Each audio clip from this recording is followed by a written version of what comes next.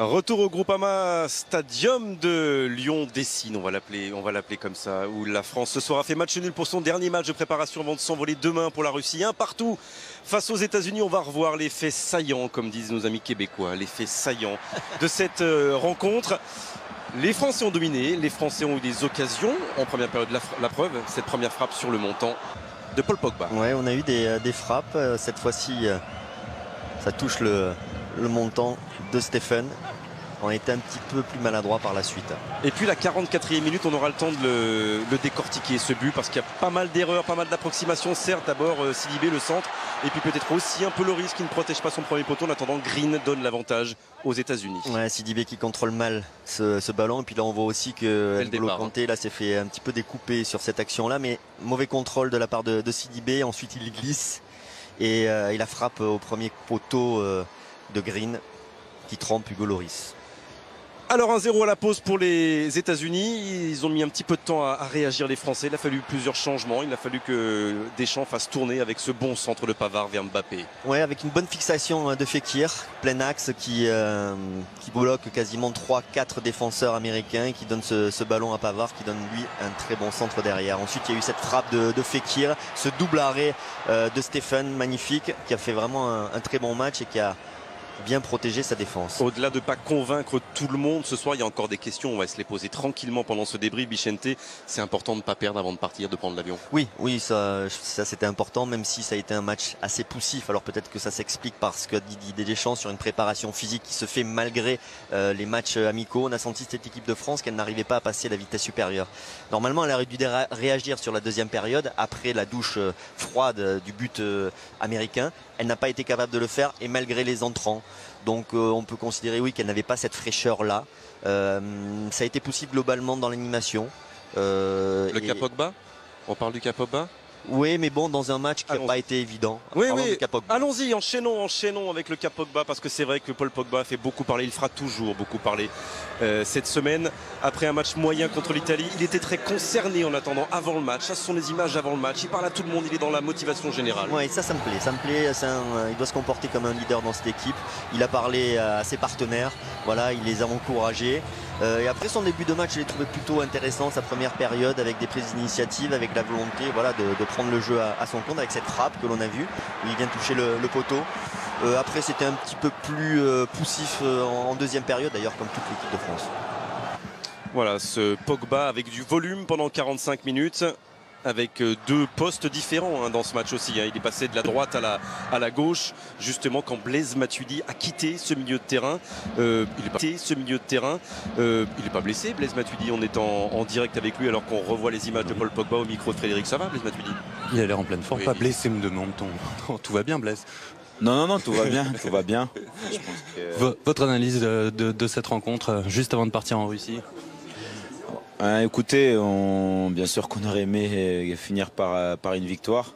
Je pense qu'on a fait une grosse préparation, on a beaucoup travaillé cette semaine. Et je pense qu'on a vu qu'avec la chaleur, voilà, physiquement, on a un peu pêché, on va dire. Mais le match, on avait la possession, on a eu des opportunités. Malheureusement, sur une demi-occasion, ils mettent un but. Après, c'est vrai qu'on est tombé face à une équipe bien regroupée. Mais je pense qu'on a manqué de fraîcheur dans les 30 derniers mètres pour faire la différence, mais on est revenu au score par la suite et on aurait même pu l'emporter. Donc voilà, faut bien sûr qu'on est déçu pour le résultat, mais voilà, maintenant on est conscient qu'on peut avoir un adversaire comme ça à la Coupe du Monde, et il faudra être préparé parce que ça va être difficile. Voilà. On a beaucoup débattu toute la semaine de Paul Pogba. Comment vous l'avez trouvé ce soir? Et lui, comment est-ce qu'il se sent? Comment il prend ses critiques? Non, il est bien. Paul, c'est quelqu'un qui a envie de toujours bien faire, et il fait le maximum. Il aide aussi les autres dans le vestiaire, et il met beaucoup de vie, de joie et surtout d'envie. Voilà. Après, moi sur le terrain aujourd'hui, je l'ai senti plutôt bien. Je pense qu'il a essayé de jouer vers l'avant. Il a essayé de se procurer des occasions de but aussi. Voilà, il a été toujours en mouvement. Donc voilà, faut l'aider, et il faut être avec lui, et lui il va être avec nous. Vous êtes indéboulonnable, vous allez débuter la Coupe du Monde? Non, je sais pas, c'est le choix du coach. Moi Moi, j'essaie de faire le maximum. Après, le coach choisira. Il y a une énorme concurrence, mais c'est bien parce qu'on aura besoin de tout le monde. Merci beaucoup Blaise. Merci à vous. Et il va débuter sa 4e grande compétition avec les Bleus. Blaise Matuidi depuis 2012 sans interruption. On était avec les caméras de Jean-Charles Van Kerkhoven en direct. Avec ce qu'on peut jouer, les remplaçants, ça aussi c'est un rôle important que joue Guy Stéphane et Grégory Dupont, le préparateur physique, de concerner tout le monde avant de partir. Ils sont encore sur la pelouse. Est-ce qu'il a des certitudes ce soir, un peu plus qu'avant ce match, à votre avis, Didier Deschamps, Bichente, vous qui le connaissez bien et qui avez écouté son discours entre les lignes à la fin de la rencontre? Je ne pense pas que ce match ait changé la donne pour Didier Deschamps. Oui. On ne peut pas dire qu'il y ait des joueurs qui aient émergé particulièrement sur ce match. On a vu des choses intéressantes sur les 2 premiers. Donc je crois qu'il a son idée en tête, il a son équipe en tête d'ores et déjà. Il a sans doute son équipe en tête et dans cette équipe il y a peut-être Kylian Mbappé et Antoine Griezmann ensemble. On le verra tout à l'heure. En attendant, on écoute justement Kylian Mbappé. C'était il y a quelques secondes au micro de Frédéric Calange, buteur ce soir. Kylian, tout d'abord rassurez-nous, on vous a vu avec une poche de glace, pas de bobo? Non, ça va, c'est un coup au doigt de pied. J'ai mal tapé le ballon, je suis mal retombé dessus. Voilà, c'est rien de bien grave, on va soigner ça et ça va passer. Ce match nul, c'est agaçant ou c'est embêtant avant de partir en Russie? Non, ça va nous servir, donc c'est encourageant. Bien sûr qu'on voulait gagner. On a vu ce qui nous manquait dans un match qui va clairement ressembler au match de poule. Donc c'est enrichissant pour la suite et ça nous montre ce qui nous manque encore et on aura une semaine pour le travailler et être prêt.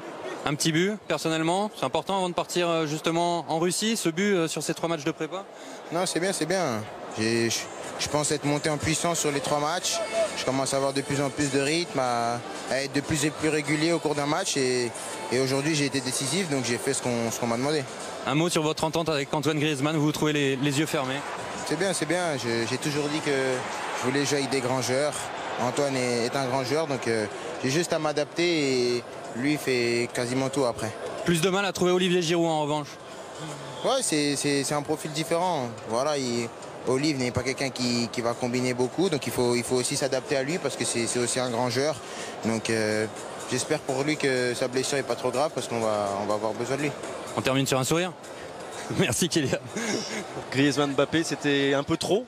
C'était bien mais un peu trop? Non, mais il y a une complicité technique entre les deux, ils se cherchent, ils se trouvent, beaucoup de 1-2, c'est vrai qu'ils ont peut-être parfois abusé, peut-être qu'ils excluent les autres à certains moments, mais c'est un régal de les voir jouer ensemble.